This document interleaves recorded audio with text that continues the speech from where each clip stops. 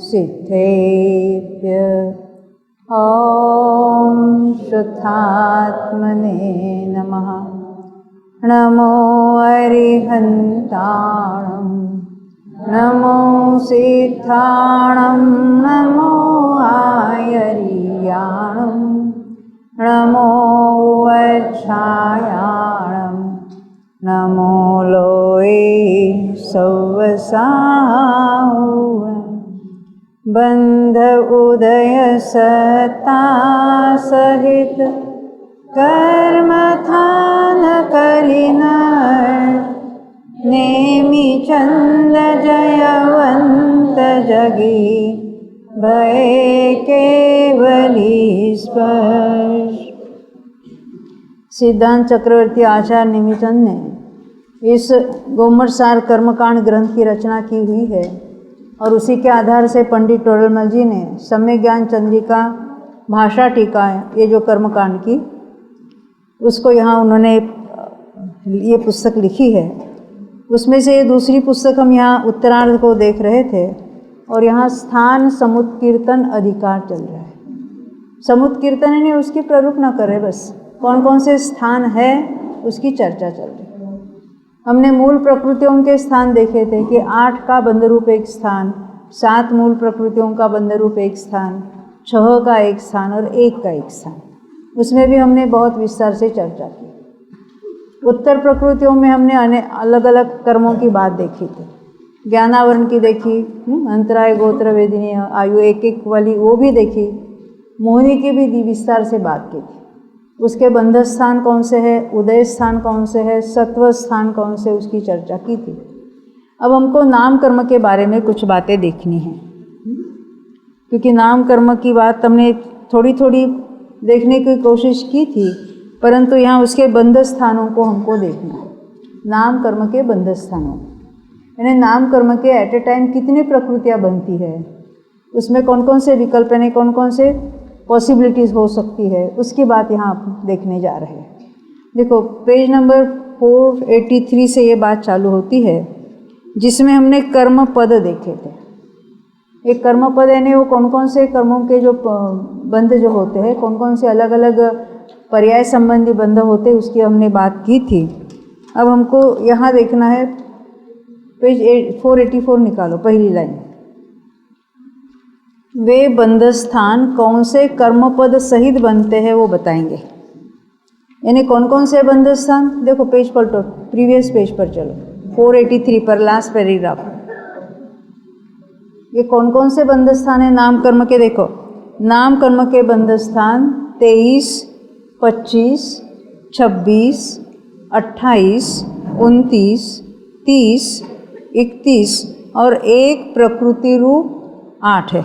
यानी 23 प्रकृति रूप एक स्थान, 25 प्रकृति रूप एक स्थान, इस तरह से इसका अर्थ समझना। तो ये 8 अलग अलग बंध स्थान हो सकते हैं। किसके होंगे, वहाँ कौन सी गतियाँ, कौन सी पर्याय संबंधी नाम कर्म बन रहे हैं, उसकी बात हम देखेंगे अभी। उनमें से आदि के 7 स्थान, यानी वो 1 वाला छोड़कर अपूर्वकरण के 6वें भाग तक यथासंभव पाए जाते। कौन से गुणस्थान में हो गए, कौन सी गति सहित बन रहे, वो हम बताएंगे अभी बाद में। 1 प्रकृति रूप बंध स्थान दोनों श्रेणियों में, ये नाम कर्म की एक ही प्रकृति रह जाती है बंधने की, वो कब होता है? हाँ, यशस कीर्ति रहती है। बाकी जो हमने देखी 30 की बंध विच्छित्ति होती है 8वें गुणस्थान में, बाद में एक ही यशस कीर्ति बनती है। उसके पहले कोई ना कोई गति तो बंध ही रही थी। कभी ऐसा नहीं हुआ कि गति नहीं बन रही और नाम कर्म बन रहा है, नहीं समझे। पहले गुणस्थान से लेकर 8वें गुणस्थान तक जहाँ कहाँ जितने कुछ हर समय नाम कर्म बनता है, तो हर समय नाम कर्म बनता था तो किसी न किसी गति वाला नाम कर्म बनता था। या देवगति बांध रहा था, या नरक गति बांध रहा था, या तिर्यंच गति एकेंद्रीय के साथ बांध रहा था, तो कुछ न कुछ गति तो बन रही थी उसकी। ये कब तक पॉसिबल है? 8वें गुणस्थान के 6ठे भाग तक। बाद में अकेला यशकीर्ति बनता है, वहाँ कोई गति नहीं बन रही है। ख्याल में है ये बात? हाँ, देखो इसलिए क्या कहे, आदि के 7 स्थान, यानी एक को छोड़कर बाकी सभी स्थान अपूर्वकरण के छठवें भाग तक यथासंभव पाए जाते हैं। और वो एक प्रकृति रूप कहाँ पाया जाता है? दोनों ही श्रेणियों में। अपूर्वकरण के सातवें भाग के प्रथम समय से सूक्ष्म सांप्राय के अंत समय तक, क्योंकि यश कीर्ति का बंध कहाँ तक है? सूक्ष्म सांप्राय तक। ये उसका अर्थ है। अब आगे आते हैं 484 पर। वे बंध स्थान कौन से कर्म पद सहित बनते हैं? कौन से कर्म पद सहित का अर्थ है? अभी देव 23 का बंध हो रहा है, वहाँ कौन सी गति, कौन सी जाति, क्या बन रहा है, तो वहाँ कहेंगे किस संबंधी वो बंध है। वैसे साधारण कहना है तो एकेंद्रीय अपर्याप्त का वो बंध है, उसमें बादर भी अपर्याप्त हो सकते हैं, सूक्ष्म भी अपर्याप्त हो सकते हैं, उसकी बात अभी बताएंगे। देखिए ये नीचे 523 का उसकी जो अर्थ है ना टीका, 23 प्रकृति रूप स्थान अपर्याप्त प्रकृति सहित बनता है। पण अपर्याप्त प्रकृति सहित एकेंद्रिय भी बन सकता है, द्विंद्रिय भी, तीन्द्रिय भी, चतुरिंद्रिय भी, पंचेंद्रिय भी। इसमें से कौन सा होगा? तो एकेंद्रिय का होगा। 25 रूप स्थान पर्याप्त प्रकृति सहित बनता है। चकार से अपर्याप्त प्रकृति सहित भी बनता है। इसका अर्थ क्या है? 23 वाला स्थान एकेंद्रिय पर्याप्त वाला है, 25 वाला स्थान पर्याप्त का, किसके पर्याप्त का? एकेंद्रिय पर्याप्त का है, परंतु उसमें अपर्याप्त भी बनता है, कह दिया। कैसे? द्विंद्रिय पर्याप्त में ये 25 प्रकृति बनती है। हम डिटेल में देखने वाले हैं कौन सी होती है, क्या होती है, वो सब समझ में आएगा। 26 आदि स्थान पर्याप्त प्रकृति सहित ही बनते हैं, यानी इसके आगे सब पर्याप्त वाले ही है। हाँ, 26 वाला स्थान बाद में कहेंगे कि एकेंद्रिय जाती है और उसके साथ आतप या उद्योत बनता है। देखो आतप नाम कर्म का अर्थ है जो सूर्य का विमान है, वो पृथ्वी का एक रचना है ना, तो पृथ्वी का एक जो सूर्य विमान के जो पृथ्वी का एक जीव है, उनमें ही केवल वो आतप नाम कर्म का उदय होता है। वहाँ वो प्रकाश भी है और वो उष्णता भी है, ये आतप का कार्य है। उद्योत का अर्थ होता है उनके जो चमकीले शरीर होते हैं ना, जैसे जुगनू है, या कोई वनस्पतियाँ भी चमकती है, या कोई फिश वगैरह जो पंचेंद्रिय, यानी द्विंद्रिय, तीन्द्रिय, चतुरेंद्रिय, पंचेंद्रिय या एकेंद्रिय को भी उद्योत नाम कर्म का उदय हो सकता है। सबको होता है ऐसा नहीं है। तो ये एकेंद्रिय प्लस उद्योत या आतप, तब वो 26 का स्थान होगा। अभी तो साधारण मैं आइडिया दे रही हूँ, फिर आगे बढ़ेंगे। अभी हम देखो 28 वाला स्थान कब होगा? या तो देवगति बन रही है, यानी देवगति को काउंट करते हुए 28 टोटल हो जाएगी, या अगर नरक गति बंधा है तो भी 28 का होगा।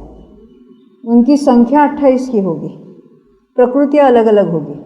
देवगति के साथ बहुत सारी तो शुभ प्रकृतियाँ होगी, बहुत सारी कहाँ में, और नरक गति के साथ बहुत सारी अशुभ भी होगी। 29 रूप स्थान और 30 रूप स्थान, तिर्यंच आदि 3 में से एक गति प्रकृति सहित बनता है। अब इसका अर्थ हम डिटेल में देखेंगे। नीचे देखो 31 प्रकृति रूप स्थान देवगति प्रकृति सहित बनता है, यानी देवगति वाला 28 का स्थान है, उसमें तीर्थंकर प्रकृति एक हुई और आहारक द्विक हुआ। 28 और 3 31 वाला स्थान देवगति सहित कोई बांध सकता है। एक प्रकृति स्थान किसी गति प्रकृति सहित नहीं बनता। जहाँ कोई गति बन रही है तो उसको कहेंगे परभविक प्रकृति। परभव संबंधी वो गति वगैरह का बंध करता है तो परभविक नाम आता है उसके। उसके बाद मात्र भी ये यशकीर्ति बन रही है, कोई गति नहीं बन रही, ये उसका अर्थ होता है। ऐसे इन स्थानों को जीव उन स्थान योग्य परिणामों से युक्त होकर बांधते हैं। जीव अपर्याप्त नाम कर्म क्यों बांधता है? साधारण नाम कर्म क्यों बांधता है? एकेंद्रीय संबंधी नाम कर्म क्यों बांधता है? तो अपने अपने परिणाम से संयुक्त होकर वो ऑटोमेटिक वैसे वैसे प्रकृतियों का बंध होता है। जीव के सोच समझ कर तो नहीं बांध सकता, नहीं हमको इसको बंद नहीं करना, हमको देव का ही बंद करना है। ऐसे कंट्रोल करेंगे कि नहीं अपने भावों को? क्यों? लोग कहते हैं ना कब आयु का बंध होता है बताओ तो हम परिणाम जरा अच्छे रखेंगे। तो हम आपसे पूछते हैं आप कौन सी आयु बांधना चाहते हैं, तो हम आपको ट्रिक बताएंगे। हाँ, कौन सी आयु बांधना चाहिए, बोलिए आप, मनुष्य की कि देव की? क्योंकि जो कोई भी एक आयु बांधता है ना, और एक भव चाहिए उसको, तो एक भव की वांछा में तो अनंत भवों की वांछा छिपी हुई है। जिसको बंध अच्छा लगता है उसको मोक्ष नहीं अच्छा लगता है। ये सब उसकी 7 तत्व संबंधी भूले है, इसलिए वो मानता है मैं ऐसा परिणाम करूँ तो ऐसा करूँ। लोग पूछते हैं आयु कब बनती है, कैसे कैलकुलेट करना। हाँ, अभी आगे बढ़ते हम। नीचे के लाइन, वे आतप उद्योत प्रकृतियाँ प्रशस्त है, वे किस पद सहित बनती है वह कहते हैं। देखो 485, पृथ्वी का एक बादर पर्याप्त सहित ही आतप प्रकृति बंध योग्य है, और वो भी कौन से, वो सूर्य विमान वाले, अन्य सहित नहीं बनती। तेजस काय, वायु काय, साधारण वनस्पति संबंधी बादर और सूक्ष्म, यानी बादर निगोद और सूक्ष्म निगोद, और अन्य स्थावर संबंधी सूक्ष्म, ये अपर्याप्त, ये अप्रशस्त प्रकृतियां हैं। इसलिए इनको छोड़कर अवशेष तिर्यंच संबंधी बादर, पर्याप्त आदि प्रशस्त प्रकृतियों में से किसी प्रकृति सहित उद्योत प्रकृति बंधे योग्य है। इसका अर्थ देखते हैं। उद्योत प्रकृति कैसी कही उन्होंने, प्रशस्त है, तो वो अपर्याप्त सहित बंधेगी नहीं बंधेगी। ये अपर्याप्त इटसेल्फ अप्रशस्त प्रकृति है। क्या वो सूक्ष्म सहित बंधेगी, तो नहीं बंधेगी।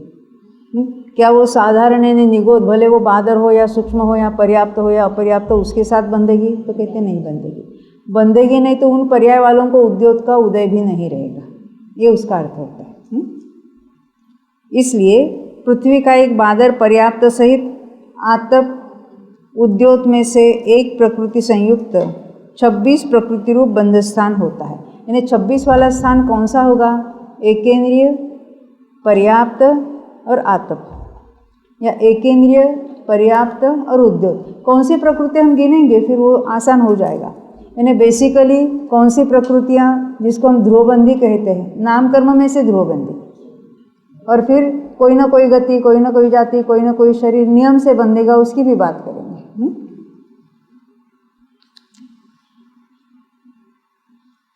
देखो नीचे का पैराग्राफ जरा पढ़ लेते।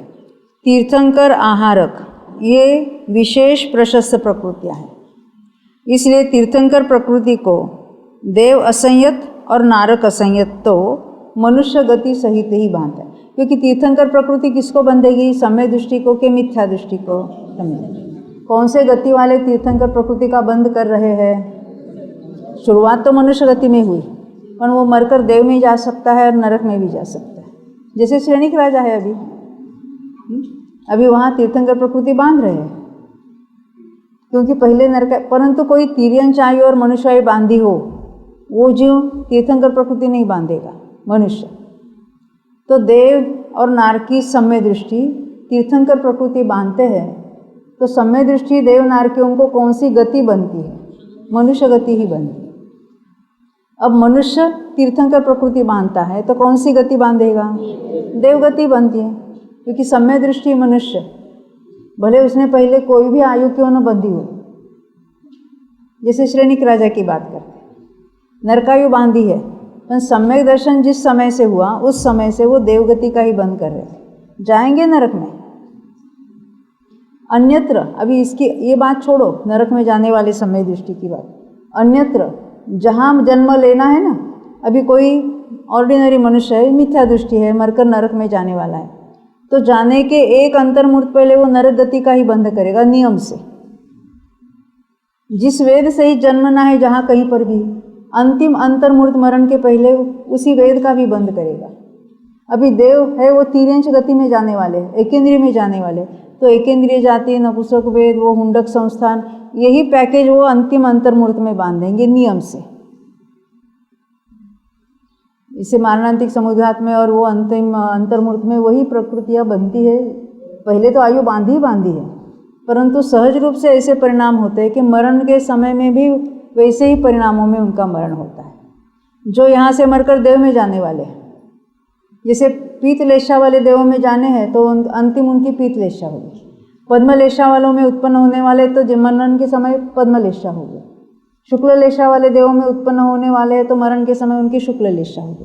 ये लेशा के परिणामों के बहुत सारे जिसको कहेंगे नियम है, सहज रूप से ऐसी अवस्थाएं बन जाती, क्योंकि पहले भी ऐसी परिणामों में उन्होंने आयु बांधी है, तो मरण के पूर्व में भी उनके परिणाम वैसे होंगे जैसे जहाँ उनका उत्पत्ति होनी है। तो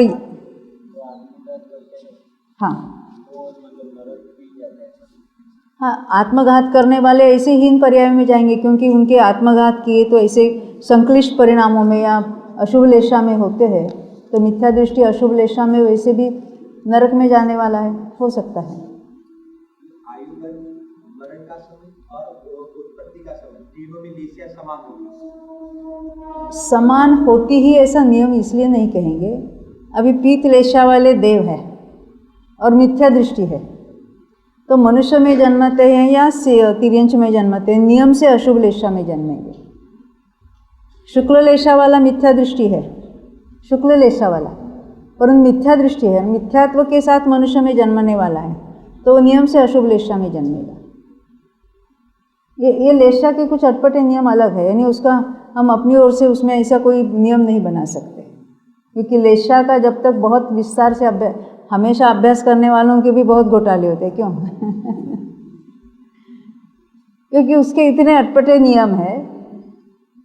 अभी यहाँ पीतलेशा वाला मनुष्य में पीतलेशा वाले के साथ उसी साथ कब जन्मेगा? यदि वो सम्य दृष्टि हो तो, यदि देव मिथ्या दृष्टि हो तो उनके कोई भी शुभ लेशा क्यों ना हो, मनुष्य में मिथ्यात्व के साथ आया तो अशुभ लेशा में ही आएगा। ऐसे नियम है। अब भवनत्रिक देवों में हमेशा तो पीतलेशा रहेगी, पर वहाँ तो मिथ्यात्व और साधन में ही जन्मेंगे, वहाँ तो कोई सम्यक्त्व के साथ जाता नहीं है, तो उनकी अपर्याप्त अवस्था में तीनों अशुभ लेशा होती है। इस तरह से ये नियम है। अब यहाँ हमारा विषय चल रहा है कौन सी? गति संबंधी बंध कर रहा है। अब हम आगे बढ़ते हैं। देखो,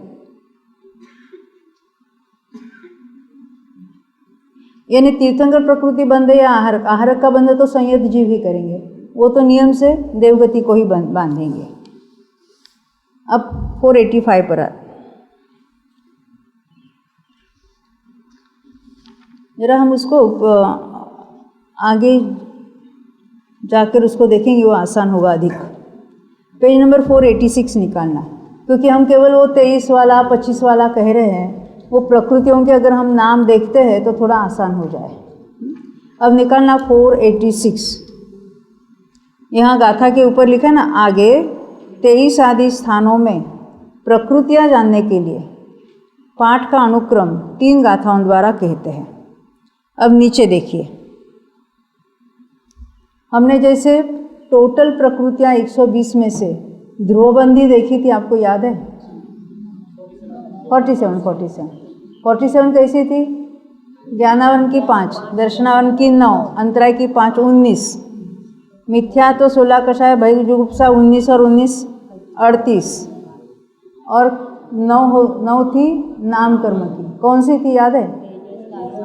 तेजस कारमान, अगरु लघु, उपघात, निर्माण और वर्णादि 4।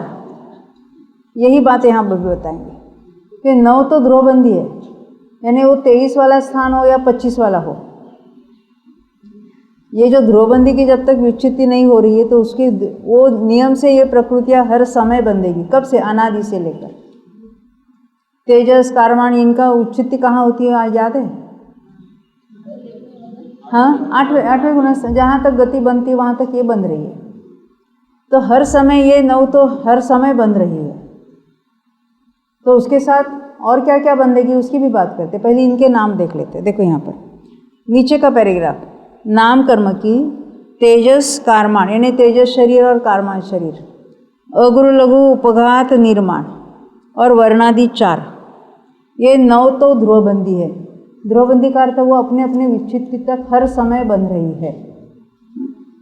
इनका तो निरंतर सर्व जीवों के बंध है, यानी सभी जीव हर समय इसका बंद कर रहे।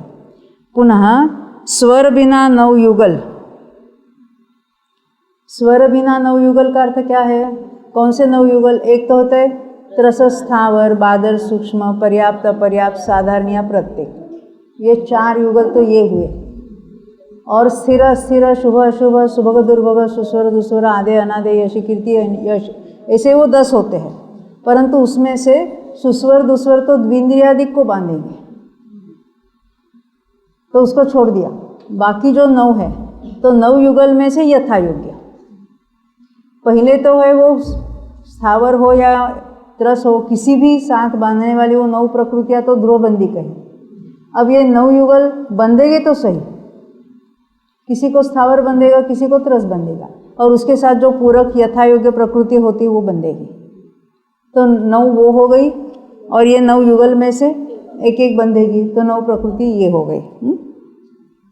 अब कौन सी और भी कौन सी बंधेगी, तो देखिए आगे यहाँ जो लिखा है ना, नीचे से दूसरी लाइन, पुनः स्वर बिना 9 युगल, युगल यानी युग्म यानी 2, त्रस बादर यानी त्रस के साथ उसकी अपोजिट सोच लेना, त्रस बादर पर्याप्त, प्रत्येक लिखना, पुरानी प्रतियां हैं पुस्तकों की, उसमें प्रत्येक डालना, उसमें आपकी नहीं है उसमें डाला हुआ है, त्रस बादर पर्याप्त और प्रत्येक। आपकी पुस्तक में लिखा है कि नहीं लिखा, आप में लिखा है ना? हाँ, नई पुस्तकें जो अभी छपी है उसमें ये करेक्शंस है। जिनके पास पुरानी प्रति है लाल पुस्तक वाली, उसमें ये प्रत्येक शब्द डालना वहाँ पर। फिर स्थिर, शुभ, सुभग, आदेय, यश कीर्ति, सुस्वर को छोड़ दिया, ये बंदेगी या इसके अपोजिट बंदेगी, जो कोई कॉम्बिनेशन होगा वो। ऐसी तथा इनके प्रतिपक्षी स्थावर आदि, यहाँ त्रस कहाँ वहाँ स्थावर कहेंगे, जहाँ बादर कहाँ वहाँ सूक्ष्म कहेंगे, पर्याप्त या अपर्याप्त, इस तरह से इसमें से कोई एक तो बंदेगी बंदेगी। तो ऐसे जो 9 युगल में से एक एक युगल में से एक एक प्रकृति का बंध होता है। पहले 9 तो फिक्स है, वो बंदेगी बंदेगी, और ये 9 में से आइदर और कोई बंदेगी। नहीं, इसमें बंधे विच्युति नहीं लगाना। क्यों नहीं लगाना? कि जो भी मिथ्या दृष्टि है वो त्रस को भी बांध सकता है, स्थावर को भी बांध सकता है। पहली जो 9 है ध्रुवबंदी के लिए विच्युति तक ये शब्द है। ये भी विच्युति हुई तो नहीं बांधेगा, पर क्योंकि विच्युति कहाँ होती है इनकी, ये जो इसमें से अशुभ जो है, अस्थिर है अशुभ, वो तो 6वें में, और स्थिर वगैरह है वो तो 8वें में। तो आइदर और कोई तो बंद ही रही ना, इसलिए यहाँ विच्युति वाली बात यहाँ नहीं डालना। पहले 9 ध्रुवबंदी है, और ये 9 कैसी है, इसमें से यथा योग्य यानी हम कौन सी गति कौन सी जाति बन रही है तो उसके पूरक कौन सी प्रकृति है उसके अनुसार हम उसका विचार करेंगे। तो 9 और 9 कितनी हुई? 28। 23 तो बेसिकली बंदेगी बंदेगी, और 5 कौन सी बंदेगी? देखो 4 गति यानी कोई ना कोई गति तो बंदेगी नियम से। गति बनती है तो जाति भी नियम से बंधेगी। गति और जाति बनती है तो शरीर तो बंधना ही है, भले वो किसी का औदारिक होगा किसी का वैक्रिक होगा। तो उसमें से एक कोई शरीर, 3 शरीर क्यों कहा? आहारक, वैक्रिक और औदारिक। तेजस कारमान को हमने ध्रुवबंदी में लिया था, इसलिए इनमें से कोई एक शरीर बनता है उसकी बात करने में। 6 संस्थान, यहाँ कोई ना कोई संस्थान तो बंधेगा ही। कौन कौन से बंधेंगे? गति, जाति, शरीर, संस्थान और आनुपूर्वी। अंगोपांग है वो ऑप्शनल है, क्योंकि एक इंद्रिय में अंगोपांग नहीं बंधेगा, द्विंद्रियादि के साथ अंगोपांग बंधेगा। इसलिए बेसिकली इतनी 23 प्रकृतियाँ तो बंधेगी ही बंधेगी। फिर से हम देखते हैं, देखो यहाँ बोर्ड पर भी लिखा है, ये 23 प्रकृतियों का बंध तो सभी के होता है। सामान्य से 23 प्रकृतियों का बंध सबके है, उसमें से 9 तो ध्रुवबंदी है। कोई भी गति कोई भी जाति क्यों न हो, ये 9 तो हर समय बनती है। कब तक? 8वें गुणस्थान तक सब हर समय बंधेगी। कौन से 9 देखे हमने? तेजस कारमान, अग्र लघु उपघात निर्माण और वर्णादि 4, ये 9 हो गई वो ध्रुवबंदी। अब 9 युगल में से कोई तो त्रसादि 4 का अर्थ है त्रस बादर पर्याप्त प्रत्येक, और स्थिरादि 5 बताए, यानी इसमें स्वर को छोड़ देना, यानी स्थिर अस्थिर में से एक, शुभ अशुभ में से एक, शुभ दुर्भग में से एक, आदे अनादे से में एक, इस तरह से, और यश अश में। सुस्वर को क्यों छोड़ा या दुस्वर को क्यों छोड़ा? वो तो द्विंद्रिय के साथ ही बंधेगा, एक इंद्रिय के साथ नहीं बनता। इसलिए बेसिकली कौन कौन सी बन सकती है नियम से उसकी यहाँ चर्चा है। तो 9 और 9 18 हो गई, और 5 अन्य जो बंधेगी तो नियम से, परंतु उसमें से कोई एक ऑप्शन है। 4 गति में से जो यथायोग्य गति बन रही है, जाति में से एक कोई, शरीर में से एक कोई, संस्थान में से एक कोई, और अनुपूर्वी, क्योंकि गति के साथ अनुपूर्वी तो वही होती है। जैसे मनुष्य गति बांधेगा तो मनुष्य अनुपूर्वी को बांधेगा, तो उसका कोई ना कोई शरीर संस्थान सब होगा ना उसके, जाति। तो ये 5 भी नियम से बनती है पर ऑप्शनली होगी। इस तरह से कितनी हुई? 23 हुई। 9 ध्रुवबंदी, 9 युगल में से कोई एक एक, और ये 5 गति, जाति, शरीर, संस्थान और अनुपूर्वी। यहाँ तक समझ में आई बात? तो ये 23 का बंध तो होगा ही होगा। अभी हम आगे बढ़ते हैं यहाँ पर। हम आगे सीख के आए ध्रुवबंध और अध्रुवबंध का। हाँ। शादी अनादि ध्रुव और अध्रुव, और यहाँ पर ध्रुवबंदी शब्द बड़ी बड़ी प्रयोग आता है। तो यहाँ ध्रुवबंदी का अर्थ अभव्य ही ऐसा नहीं लेकर भव्य अभव्य सब नहीं ना, ध्रुवबंदी में भव्य अभव्य की बात नहीं होती। वहाँ ध्रुवबंदी में नहीं लगाता, शादी अनादि ध्रुव ध्रुव में लगाया था। हाँ, वो बात अलग है। हाँ, वो अलग है और ये अलग। देखो, ध्रुवबंदी का अर्थ 47 प्रकृतियाँ ध्रुवबंदी देखी थी। उनका बंध ध्रुव कब होगा? अभव्य में तो हमेशा ही होता रहेगा। परंतु यहाँ क्या लेना है? ध्रुवबंदी जैसे हमने 47 देखी थी, उसमें से केवल नाम कर्म की हम बात कर रहे हैं। तो नाम कर्म में से ध्रुवबंदी कितने? तो 9 है। कब से बन रहे? अनादि से बन रही है। तो वो तो 9 तो हर समय बन रही, क्योंकि अभी हमको नाम कर्म के बंध स्थानों में कौन कौन सी प्रकृतियाँ होती है इसको डिराइव करना है। तो 23 मिनिमम तो बनती है ना। तो सब जगह वो 25 वाला स्थान हो, 28 वाला हो, या 30 वाला हो, 31 वाला हो, ये तो बंधेगी बंधेगी। हाँ, 8वें गुण स्थान के ऊपर अकेली अशकृति बंधेगी, वहाँ ये नहीं बंधेगी। तब तक तो 23 तो है ही। 23 के एडिशन में जब 25 का स्थान है तो 23 के एडिशन कौन सा होता है वो हमको सोचना है। जब 26 कहेंगे तो एडिशन कौन से वो कहेंगे, ये इस तरह से सोचना है। देखो, ये टेबल जरा पढ़ लेते हैं नीचे तक, तो हम आगे जब पढ़ने वाले उसमें भी आसान होगा। तो ये तो 23 से हो ही गई। अब कहेंगे जो त्रस या स्थावर जो कोई हो, जो पर्याप्त नाम कर्म के सहित होते हैं, उनके परघात और उच्छ्वास बनती ही है, क्योंकि अपर्याप्त जीवों के उच्छ्वास नहीं होता, आपको याद होगा तो जो पर्याप्त नाम कर्म बांधते हैं, अपर्याप्त नाम कर्म बांधते तो उनके उच्छ्वास और परघात नहीं बांधेगी। जो पर्याप्त नाम कर्म बांधते, जैसे एकेंद्रिय का अपर्याप्त वाला है वो 23 का स्थान होगा, परंतु एकेंद्रिय पर्याप्त होगा तो अपर्याप्त के बदले पर्याप्त किया तो 23 हो गए, और उसमें परघात और उच्छ्वास और मिला तो 25 का स्थान हो गया। अब त्रस पर्याप्त और अपर्याप्त जो दोनों हो, त्रसों में पर्याप्त हो या अपर्याप्त हो, तो उसमें से अंगोपांग तो हो गए, और सहनन किसके हो गए? मनुष्य तिर्यंश होंगे तो सहनन का बंध तो होगा ही। त्रसों में सहन कौन सा है, क्या है वो देखेंगे अभी। तो जहाँ त्रस है वहाँ सहनन और अंगोपांग होगा। अपर्याप्तों के भी बंधेगा, यानी कोई अपर्याप्त नाम कर्म बांध रहा है द्विंद्रिय सहित, तो उनके भी ये बंधेगी। हम एक एक स्थान को देखेंगे तो पर ये बेसिकली ये ख्याल में आता है, तो आगे आपको समझने में आसानी होगी। अब त्रस पर्याप्तों में और क्या होगा? पर्याप्त त्रसों में, क्योंकि जो पर्याप्तियाँ पूर्ण होने वाली उनकी वो तो भाषा पर्याप्ति भी होगी, तो उनके स्वर नाम कर्म का उदय भी होगा, तो बंधेगा तो उदय हुआ ना। तो जो त्रस पर्याप्त का बंध कर रहे हैं उनको स्वर नाम कर्म भी बंधेगा और विहाय गति भी बंधेगी। और अन्य में कौन कौन से हो सकते हैं? अन्य जो ऑप्शनल ऐसी कौन सी प्रकृति हो सकती है? आतप हो सकती है, उद्योत, वो तो जरूरी नहीं कि उसका बंध हो। तो आतप का बंध किसके साथ हो सकता है? एक इंद्रिय पर्याप्त के साथ हो सकता है। उद्योत का एक इंद्रिय पर्याप्त के साथ भी हो सकता है। द्विंद्रिय, तीन्द्रिय, चतुरिंद्रिय, असंगी, संगी, तिर्यंश पर्याप्त के साथ भी हो सकता है। तो ये ऑप्शनल है। तीर्थंकर प्रकृति का भी बंध ऑप्शनल है।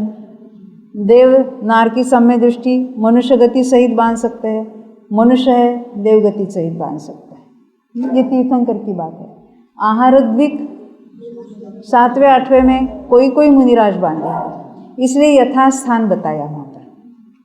सबके बनती ऐसे नहीं, बन सकती है तो बन सकती है, तो उसको भी वहाँ हम ऐड करेंगे। और फिर जब हमको ये बंद स्थान गिनने ना 23 वाला कौन सा है, 25 वाला कौन सा है, तो ये टेबल हमने एक बार ख्याल में ले लिया तो आगे की बात अभी आपको आसान लगेगी। अब हम पुस्तक में से पढ़ेंगे। देखिए ये में आपने कहा बंध सकती, और 10 पर्याय युग के अंदर जो स्वर और विहार योग गति बंधेगी, वो पर्याप्तों के पर्याप्त, जो क्योंकि जो पर्याप्त होने वाले जीव है उनकी जो पर्याप्ति होती है ना, हमने देखी थी कौन कौन सी।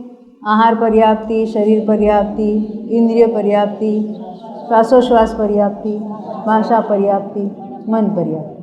तो श्वासोश्वास और भाषा वगैरह सब उनके है, तो वे उनके जो पर्याय जो कर्म है उसका बंध किया है उसके साथ, तो उसका उदय भी पाया जाएगा। हाँ, अपर्याप्त का बंध कोई कर रहा है, जैसे द्विंद्रिय अपर्याप्त का बंध कर रहा है, तो द्विंद्रियों में कौन सा वाला सहनन होगा, वो असंप्राप्त सुपाटिका वाला होगा।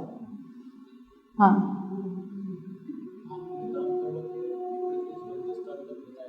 हाँ हाँ, आगे जो एक लिखा है कौन सा है, वो एक वाला स्थान, उसके साथ ये कोई गति वगैरह नहीं बंध रही है, उसमें ये बाकी कोई बंधने का सवाल ही नहीं है। मात्र यश कीर्ति बनती है। कहाँ बनती है? 8वें के 7वें भाग में, फिर 9वें में और 10वें में। अभी हमने पढ़ा था ना उसको। ये परभवी के ने कोई गति साथ बंधने वाले वो 8वें तक ही बनती है, और बाद में अकेला एक वाला जो स्थान है वो यश कीर्ति वाला एक का स्थान है, एक ही प्रकृति का बंध है। अब हम जो ये 23 वाला स्थान वगैरह देखेंगे तो यहाँ तो हमने साधारण आइडिया देखी कि कौन कौन से नियम हो सकते हैं। अभी हम उनके नाम पढ़ेंगे तो थोड़ा ख्याल में और आ जाएगा। हमने 487 तक पढ़ा था। देखो पहला पैराग्राफ हुआ था ना, इनका बंध तो सभी के है।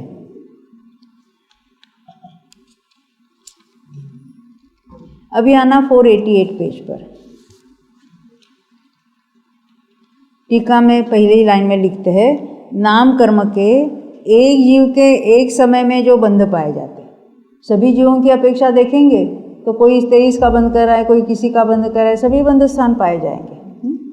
तो नाम कर्म के एक जीव के एक समय में जो बंध पाए जाते हैं, यानी कोई जीव 23 का बंध करता है तो हमेशा 23 का ही नहीं करेगा।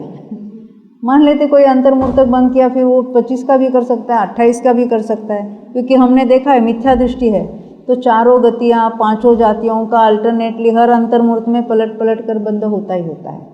शास्त्र में ऐसा आता है कि कितने काल तक बांधा अंतर्मूर्त तक, क्योंकि उसमें अंतर भी बताया जाता है, कितना लंबा अंतर पड़ सकता है। तो फिर भी अंतर्मूर्त, वो बड़ा अंतर्मूर्त होगा। यानी क्रम से वो एक इंद्रिय जाति, त्रिंद्रिय जाति, कभी द्विंद्रिय जाति, कभी पंचेंद्रिय जाति, ऐसा तो बांधता ही रहता है। और एक बार एक इंद्रिय जाति बंधी तो और लौटकर कितने लंबे काल के बाद एक इंद्रिय जाति बांधेगा, तो कितने अंतर्मूर्त, बड़ा अंतर्मूर्त होगा। परंतु इसका अर्थ क्या है? मिथ्यात्व अवस्था में पांचों जातियाँ लौट लौट कर कुछ बांध रही है, चारों गतियों का बंध अल्टरनेटली हो रहा है, यानी सभी पॉसिबिलिटीज है। हाँ, उसमें स्थिति कम अधिक बांधेगा, उसमें अनुभाग कम अधिक बांधेगा, परंतु बंधेगा तो सही। अब आगे बढ़ते हैं। तो यहाँ हम देख रहे हैं कि ये बंधस्थान यहाँ कहेंगे, वहाँ पूर्वोक्त 9 ध्रुवबंदी से लेकर आनुपूर्वी तक 23 प्रकृतियों में से, अभी हमने देखे थे ना, अभी जो बोर्ड पर लगाया 9 ध्रुवबंदी, युगल में से 9 और अन्य 5 गति, जाति, शरीर, आनुपूर्वी और वो संस्थान, यानी आनुपूर्वी तक हमने देखे थे। वहाँ उनमें से स्थावर, त्रस क्या नहीं लेना भी, 23 तो बेसिकली है, त्रस और स्थावरों को 23 होती है, पर हमें 23 वाला बंध स्थान देखना है। तो किसके साथ होगा? तो स्थावर, अपर्याप्त, तिर्यंच गति और एकेंद्रिय जाति संयुक्त जो बंध है, यानी इन सबको मिलके और भी जो पूरक अन्य प्रकृतियाँ है, इनका ऐसा, इसको कहेंगे एकेंद्रिय जाति युत, या अपर्याप्त युत, ऐसा ये बंध स्थान है। वह एकेंद्रिय अपर्याप्त युत, युत यानी सहित, एकेंद्रिय अपर्याप्त युत यानी एकेंद्रिय अपर्याप्त युत यानी उसके सहित 23 का बंध स्थान है। ये समझ में आई बात? अब इस 23 के बंध स्थान में अभी आप यहाँ से बोर्ड पर देख के लगा लो, 9 ध्रुवबंदी होगी कि नहीं होगी उनके, उसमें कोई फर्क होगा नहीं। अब ये कौन सा एकेंद्रिय है और अपर्याप्त है, तो 9 युगल में से क्या क्या लगेगा? स्थावर लगेगा, स्थावर अपर्याप्त लगेगा। बादर लगेगा कि सूक्ष्म लगेगा? दोनों ही लगा सकते। यह बादर सूक्ष्म का ऑप्शन है ना? तो स्थावर अपर्याप्त, बादर या सूक्ष्म, और साधारण में होगा क्या प्रत्येक होगा? दोनों हो सकते, दोनों में अपर्याप्त हो सकते हैं। हाँ, अभी नीचे देखो, स्थिरादि में देखो, अगर सूक्ष्म या ये अपर्याप्त होते हैं ना, तो उसमें तो अस्थिर ही लगता है, अशुभ ही लगता है नियम से, दुर्भग ही लगेगा, अनादेय ही लगेगा, और जैसे कीर्ति ही लगेगा। 23 वाले स्थान में कोई भी शुभ प्रकृति नहीं बंधेगी उन युगल में से। अब बता, आगे आने वाली बात है। तो गति कौन सी बंधेगी? तिर्यंच गति। जाति एकेंद्रिय, शरीर औदारिक, संस्थान एकेंद्रियों के कौन सा संस्थान होगा? कुंडक संस्थान। एकेंद्रिय के साथ सहनन नहीं बनता, वो असंप्राप्त वाला वो द्विंद्रिय से लेंगे। और आनुपूर्वी तिर्यंच आनुपूर्वी हो गई ना 23 का स्थान। हाँ, अब देखो, अभी आगे बढ़ते हैं। तो 25 का स्थान कौन सा होता है उसको देखेंगे। इनमें से अपर्याप्त प्रकृति घटाकर, अपर्याप्त के बदले हम पर्याप्त डाला तो 23 का 23 रहा, पर अगर पर्याप्त होता है तो उसके साथ और कौन सी प्रकृति आ जाती है? परघात और उच्छ्वास तो आती। तो इसलिए ये 23 पर्याप्त डाला उसमें, और उसमें ये 2 और ऐड करना पड़ेगा। अपर्याप्त के बदले पर्याप्त डालने से वो 23 वाली 23 बेसिकल 23 तो आ गई, पर जहाँ पर्याप्त है वहाँ परघात और उच्छ्वास डालेंगे तो 25 वाला हो गया। तो एकेंद्रिय पर्याप्त युत 25 का होगा। द्विंद्रिय पर्याप्त क्यों नहीं कहा? तो उसमें द्विंद्रिय अगर डालते हैं तो उसमें सहनन भी डालना पड़ेगा। अभी आगे बढ़ते हैं। इनमें से स्थावर, पर्याप्त, एकेंद्रिय जाति, उच्छ्वास, परघात, इन 5 को घटाकर उसके बदले अभी हम 25 के स्थान में और कौन सा बद कह सकते, वो बात बताए। नहीं समझे? फिर से 25 के स्थान में 23 तो बेसिक देखे हमने, वो 23 बेसिक में एकेंद्रिय जाति और पर्याप्त नाम कर्म लिया था, और उसमें परघात और वो उच्छ्वास मिलाया था। अब इसमें से क्या, अभी हमको इसमें से स्थावर के बदले त्रस लेना है, पर्याप्त के बदले अपर्याप्त लेना है। त्रस अपर्याप्त में लेंगे। एकेंद्रिय जाति के बदले द्विंद्रिय जाति या तीन्द्रिय जाति या चतुर्इंद्रिय जाति या पंचेंद्रिय जाति लेंगे। उच्छ्वास और परघात को निकालना है क्योंकि हमने अपर्याप्त लिया हुआ। इनको घटाया और त्रस डाला, थावर के बदले त्रस डाला, पर्याप्त के बदले अपर्याप्त लिखा, एकेंद्रिय जाति के बदले द्विंद्रिय जाति लिखी। अब वहाँ संहनन नहीं था, यहाँ असंप्राप्त सुरपाटिका संहनन डाला वहाँ, और अंगोपांग भी डाला क्योंकि द्विंद्रिय से लेकर अंगोपांग होता है। परंतु अपर्याप्त होने से उच्छ्वास और परघात को निकाला और सहनन अंगोपांग डाला। फिर से कितने का स्थान होगा ये? 5 निकाले और 5 रखे, वही 25 का स्थान हुआ। वहाँ एकेंद्रिय पर्याप्त वाला था 25 वाला, अब ये द्विंद्रिय अपर्याप्त वाला 25 वाला लिया। एकेंद्रिय पर्याप्त कहने से वहाँ उच्छ्वास और परघात डाला था। अब यहाँ उसके अपने अपने स्थावर के बदले त्रस लिया, एकेंद्रिय जाति के बदले द्विंद्रिय जाति ली। वहाँ वो 2 के बदले यहाँ कौन से? हाँ, सहनन डाला और अंगोपांग डाला। उसमें उच्छ्वास और परघात था, वो निकाला और यहाँ क्या डाला? सहनन और अंगोपांग डाला। तो ये द्विंद्रिय अपर्याप्त का भंग हुआ 25 वाला। तीन्द्रिय के लिए भी यही होगा, चतुरिंद्रिय अपर्याप्त के लिए यही होगा, पंचेंद्रिय अपर्याप्त के लिए यही होगा, मनुष्य अपर्याप्त के लिए भी यही होगा। तिर्यंच गति के बदले मनुष्य गति डालेंगे। इतने अलग अलग ये 25 वाले स्थान हो सकते हैं। अब देखो आगे देखते हैं। इनमें से द्विंद्रिय जाति घटाकर तीन्द्रिय जाति मिलाने पर तीन्द्रिय अपर्याप्त युक्त 25 का स्थान होता है। ये 25 का स्थान समझ में आ रहा है? पहला 23 का कौन सा था? एकेंद्रिय अपर्याप्त का। 25 वाला पहला स्थान देखा था एकेंद्रिय पर्याप्त का। अब हम देख रहे हैं द्विंद्रिय अपर्याप्त, तीन्द्रिय अपर्याप्त, चतुरिंद्रिय अपर्याप्त, इस तरह से। इनमें से तीन्द्रिय जाति घटाकर चतुरिंद्रिय जाति मिलाने पर चतुरिंद्रिय अपर्याप्त युक्त 25 का स्थान होता है। इनमें से चतुरिंद्रिय जाति घटाकर पंचेंद्रिय जाति मिलाने से पंचेंद्रिय अपर्याप्त युक्त 25 का स्थान होता है। अब आगे क्या लिखा है? पंचेंद्रिय जाति तो रखना, पर तिर्यंच गति के बदले मनुष्य गति डालना। तो तिर्यंच गति घटाकर मनुष्य गति मिलाने पर मनुष्य अपर्याप्त युक्त 25 का स्थान होता है। यानी उसमें भी वो असंप्राप्त सुपाटिका सहनन वगैरह सब समझ लेगा। ऐसे ये 25 प्रकृति रूप बंध स्थान हुए। देखो ये यहाँ जो स्क्वायर है ना, उसमें पुस्तक में क्या लिखा है? ए प यानी एकेंद्रिय पर्याप्त का एक। 25 वाला किस किस से हो सकता है? द्वि का अर्थ होता है द्विंद्रिय अपर्याप्त का एक, तीन्द्रिय अपर्याप्त का एक। सबके लिए कॉमनली अ लास्ट में लिखा है ना? च प म और सबके लिए अ लिखा है। एकेंद्रिय पर्याप्त वाला 25 का स्थान है। बाकी द्विंद्रिय, तीन्द्रिय, चतुरेंद्रिय, पंचेंद्रिय और मनुष्य भी, इनके अपर्याप्तों का ये 25 का स्थान है। तो हमने अभी तक 23 का और 25 का बंध स्थान देख लिया। ये दो समझने में कोई डिफिकल्टी है तो बताना, फिर हम आगे बढ़ें।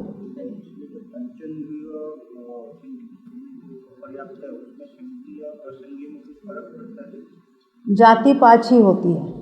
जाति में एकेंद्रिय जाति, द्विंद्रिय जाति, तीन्द्रिय जाति, चतुरिंद्रिय जाति और पंचेंद्रिय जाति होती है। उसी में संज्ञी असंज्ञी दोनों गर्भवत है। जाति नाम कर्म के 5 ही भेद है, उसमें संज्ञी पंचेंद्रिय जाति और असंज्ञी पंचेंद्रिय जाति नहीं भेद। तो उसमें जो यथायोग्य डिफरेंस होगा वो उस पर्याय को बांधेगा। हाँ, द्विंद्रिय से लेकर मनुष्य अपर्याप्त तक वही सबके लिए असंप्राप्त सुपाटिका सहनन ही होता है। ऐसे भी पर्याप्त भी द्विंद्रिय हो, तीन्द्रिय हो, चतुरेंद्रिय हो, उनमें तो यही सहनन होता है चतुरेंद्रिय तक।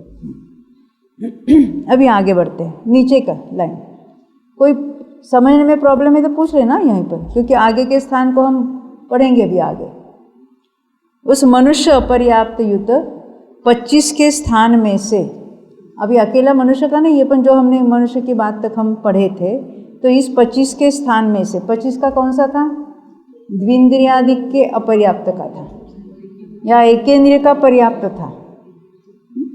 इसमें से त्रस, अपर्याप्त, मनुष्य गति, पंचेंद्रिय जाति, असंप्राप्ता सुपाटिका सहनन, औदारिक अंगोपांग, ये 6 प्रकृतियां घटाकर, क्योंकि अभी ये कौन सा स्थान कहने जा रहे हैं? एकेंद्रिय पर्याप्त तो 25 का था ही था, उसमें आतप या उद्योत मिलाएंगे तो 26 का होने वाला है। वो अपर्याप्त था तो उसमें परघात उच्छ्वास नहीं था। 25 का अपर्याप्त द्विंद्रिय का था, मनुष्य गति को भी था। अब उसमें से क्या क्या घटाया? त्रस घटाया, उसके बदले हम स्थावर डालेंगे। अपर्याप्त को निकाला तो पर्याप्त रखेंगे, मनुष्य गति को निकाला तो तिर्यंच गति रखेंगे, पंचेंद्रिय जाति निकाला तो एकेंद्रिय जाति रखेंगे, और सहनन और अंगोपांग निकालेंगे तो परघात और उच्छ्वास रखेंगे, और इन एडिशन आतप या उद्योत रखेंगे। तो टोटल हो जाएगी 26।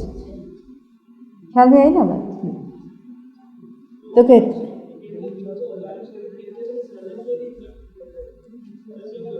एकेंद्रिय जीवों को सहनन नहीं होता, इसलिए नहीं रखते।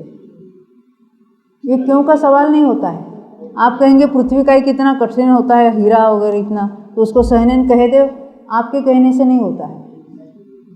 एकेंद्रियों के सहनन नहीं है, एकेंद्रियों के अंगोपांग नहीं है।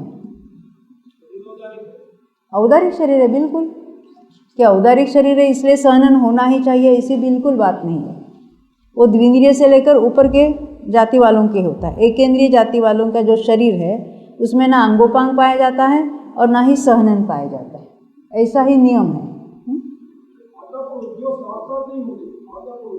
साथ साथ नहीं, या आतप या उद्योग। और आतप वही होता है पृथ्वी का एक जो सूर्य विमान है उसके, और उद्योग चंद्र का भी हो सकता है और अन्य भी बहुत सारे हैं। जैसे सिद्धशिला वाला है वहाँ पर भी उद्योग नाम कर्म वाले होते हैं। अन्य भी कितने ही विमान हैं, ज्योतिष विमान, उसमें भी ये हो सकता है उद्योग, एक इंद्रिय में उद्योग। और अकेले पृथ्वी का एक में होता है ऐसा नहीं है, उद्योग सहित बादल जल का एक भी हो सकता है। वनस्पति भी, प्रत्येक वनस्पति भी उद्योग सहित हो सकती है। अग्निकायिक में ना आतप है ना उद्योग है। अग्निकायिक का जो औदारिक शरीर है उसका वो स्पर्श नाम का गुण की वो पर्याय है, क्योंकि हमें ऐसा लगता है ना अग्निकायिक में तो और उष्णता है तो उसमें आतप होना चाहिए, नहीं। अग्निकायिक ये पर्याय ही इतनी बदतर है कि उसमें तो वो शुभ प्रकृति का उदय ही नहीं होगा।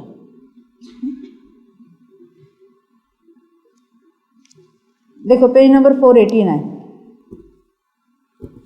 कोई प्रश्न है? हाँ, स्थावर, अभी हमने क्या निकाला, घटाकर स्थावर, यानी त्रस के बदले स्थावर डाला, अपर्याप्त के बदले पर्याप्त रखा, मनुष्य गति के बदले तिर्यंज गति रखी, पंचेंद्रिय जाति के बदले एकेंद्रिय जाति। वहाँ सहनन और अंगोपांग था, यहाँ उच्छ्वास और परघात, ये तो इक्वल हो गए, 25 को 25 हुए। अब इन एडिशन में क्या डालना है हमको, आतप या उद्योग। ये परघात, ये 6 और आतप, इन 7 प्रकृतियों को मिलाने पर एकेंद्रिय पर्याप्त युक्त 26 का बंध स्थान होता है। और आतप को निकालना और उद्योग को रखना तो क्या होगा, एकेंद्रिय पर्याप्त युक्त 26 का ही बंध स्थान होता है। वो उद्योग सहित वाला, वो पहले वाला आतप सहित था।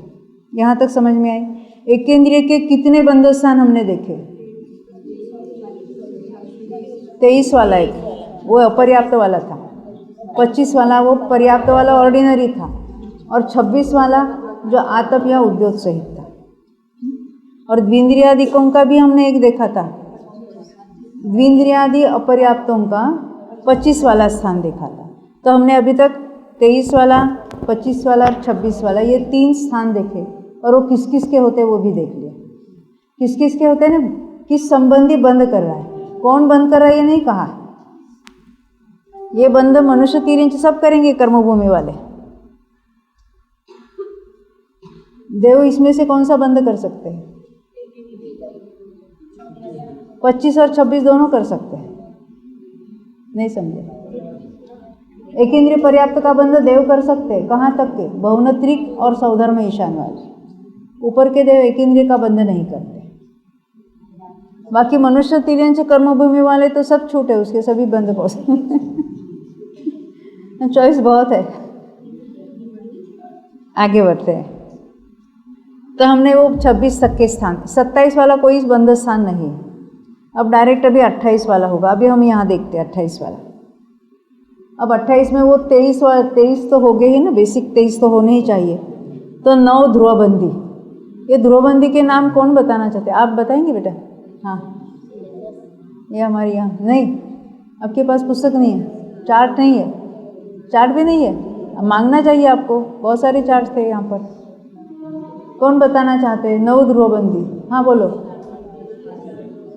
तेजस कारमान, अगुरु लघु, उपघात, निर्माण और वर्णादि, ये 9 ध्रुवबंदी हुई। फिर त्रस, बादर, पर्याप्त, प्रत्येक, ये युगल में से बता रहे, 9 युगल बताए थे, अब यहाँ 10 युगल में से मिलेगा। तो त्रस, बादर, प्रत्येक और पर्याप्त और प्रत्येक।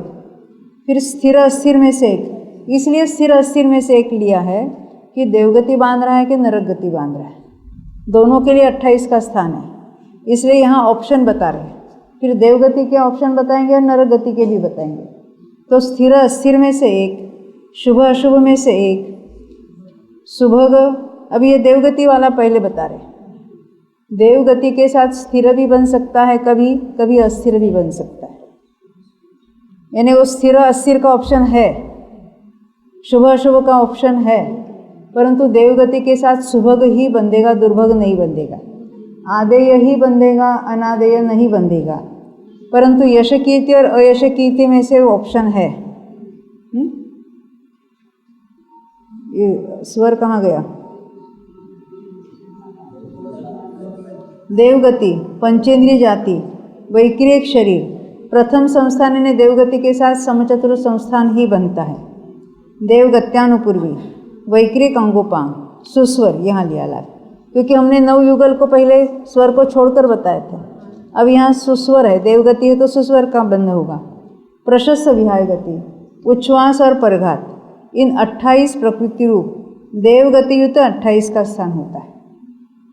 अभी इसमें क्या क्या हमने जो पहले 9 ध्रुवबंदी देखी थी, 9 युगल में से देखे थे, वो 9 युगल में एक एक्स्ट्रा एडिशन हो गया स्वर का, तो 9 और वो 10 19 हो गए।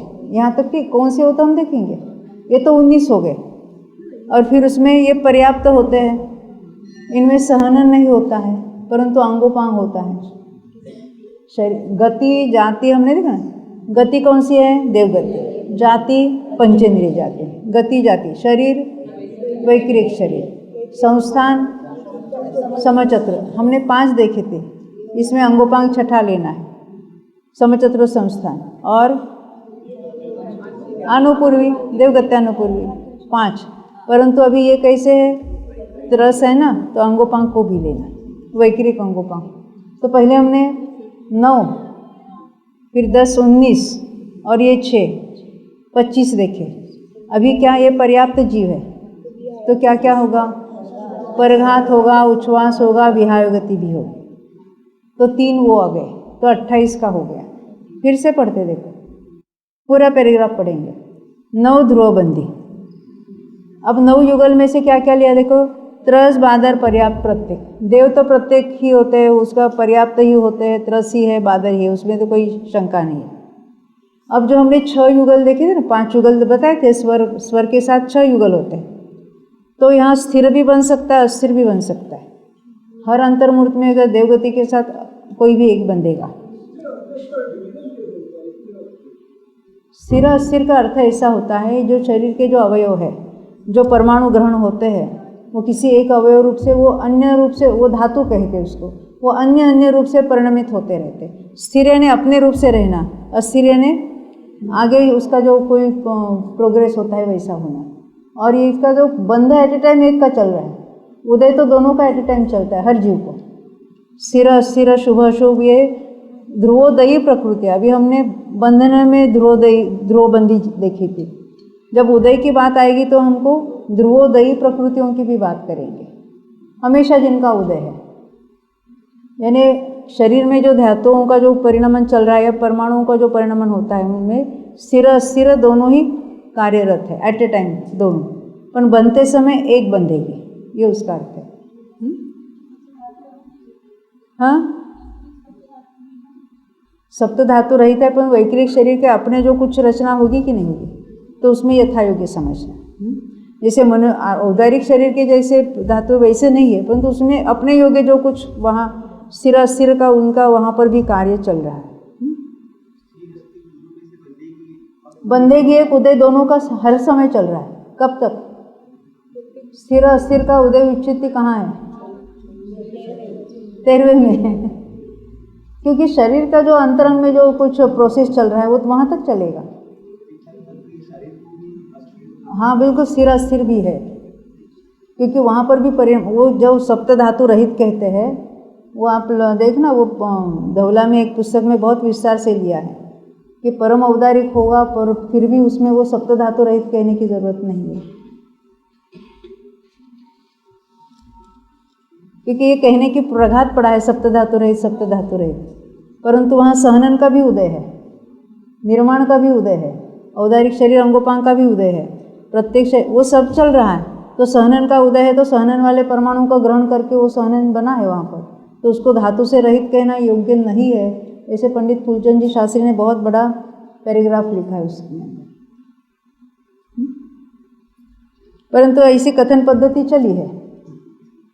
ये कहाँ, हम जयपुर गए थे ना जब जीवकांड और कर्मकांड की पुस्तकें लेकर, वहाँ वो कैलाशजी शेट्टी उन्होंने सभा में प्रश्न पूछा था, वहाँ सब विद्यार्थियों के साथ हमने वो कुछ प्रवचन, हमारी तत्व चर्चा रखी थी वहाँ पर, तब ये बात मैंने बताई थी। उनके भी ये सबका उदय है, वो क्या बताता है, वो धातु रहित हम कह नहीं सकते उसको, क्योंकि एक धातु से अन्य धातु रूप होना वही अस्थिर का उदय है, और वो तो 13वें के अंत समय तक चल रहा है, तो उसके धातु नहीं कैसे कहेंगे।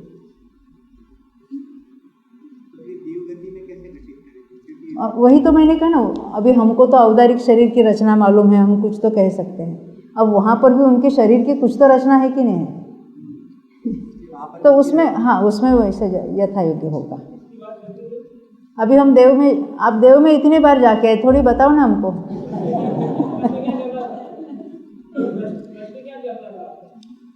प्रश्न चल रहा था देव में स्थिर अस्थिर का क्या कार्य होगा। अब सब देव में जाने वाले हैं ना, वहाँ देखेंगे। हाँ देखो देखो, ये तो हो गया ना हमारा, और उनके तो समचतुर संस्थान ही होता है देवों के साथ। ये सब 28 प्रकृति रूप देवगति वाला 28 का स्थान होता है। अभी आगे पढ़ेंगे। अभी कितना समय है, 2 मिनट हो गया। ये एक पैराग्राफ पढ़ लेते हैं। पुनश्च 9 ध्रुवबंदी, ऊपर के साथ कंपेयर करो, त्रस बादर पर्याप्त प्रत्येक। अब अस्थिर ही लिया, अस्थिर अशुभ दुर्भग अनादेय ऐश कीर्ति, नरक गति पंचेंद्रिय जाति, वैकिरिक शरीर हुंडक संस्थान, नरक गत्यानुपूर्वी, वैकिरिक अंगोपाम, दुस्वर, अप्रशस्त विहाय गति, उच्छ्वास परघात, इन 28 प्रकृति रूप नरक गतियुक्त 28 का स्थान होता है। देव में तो स्थिर अस्थिर का ऑप्शन था, शुभ अशुभ का था, यश अयश का था, पर इसमें तो सभी अप्रशस्त ही ले लिए। ये 2 28 के बंधरूप स्थान हुए। तो 29 वाला स्थान हम थोड़ी देर के बाद देखेंगे। इसमें कोई प्रश्न है क्या? 1-2 मिनट है मेरे ख्याल से। अभी हमने 23 वाला स्थान देखा, 25 वाला एकेंद्रिय पर्याप्त और द्विंद्रियादि अपर्याप्त देखा, 26 वाला एकेंद्रिय पर्याप्त आतप या उद्योत वाला देखा, 28 वाला स्थान देवगति सहित हो सकता है या नरगति, अन्य किसी को 28 वाला स्थान नहीं है। तो यहाँ तक हमने स्थान देखे। फिर अभी वो 29-30 वाले वो बड़ी बात हम बाद में करेंगे, थोड़ी देर में मिलते हैं। हाँ हाँ हाँ, वो तो ध्रुवोदयी है। ये हमने अभी ध्रुवबंदी तक ही आए हैं, हम उदय की बात हमने नहीं उठाई। नाम कर्म के उदय स्थान तो बहुत इंटरेस्टिंग है, वो तो बाद में देखेंगे। बोलो 24 भगवान की।